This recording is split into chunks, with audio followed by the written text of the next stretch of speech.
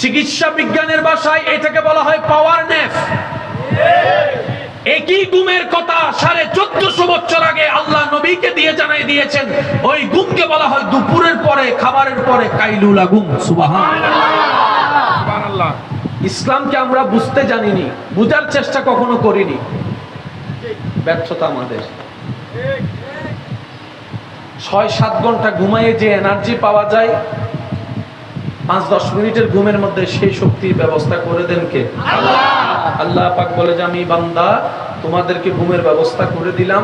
ব্যস্ততার কারণে বসে তোমাকে ঘুমাতে দিবে না অনেক সময়, কিন্তু তোমার শরীর তো ঘুম দরকার, আমি আল্লাহ অল্প করে ঘুমের ব্যবস্থা করে দিলাম।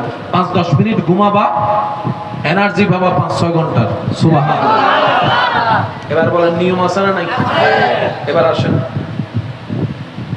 আল্লাহ তাআলা বলে সারাদিন পরিশ্রম করলে তোমার এনার্জির জন্য ঘুমের দরকার, আর ঘুমের জন্য আমি আল্লাহ রাত ব্যবস্থা করে দিয়েছি। সুবহানাল্লাহ। ঘুমের জন্য টাইম কি? রাত। বলেন না সবাই, ঘুমের জন্য টাইম কি? এই রাতের ঘুমটা তুমি তোমার নিয়মে ঘুমালে ঘুম হয়ে যাবে, কিন্তু আমি রবের দেওয়া নিয়মে যদি তুমি ঘুমাও, তোমার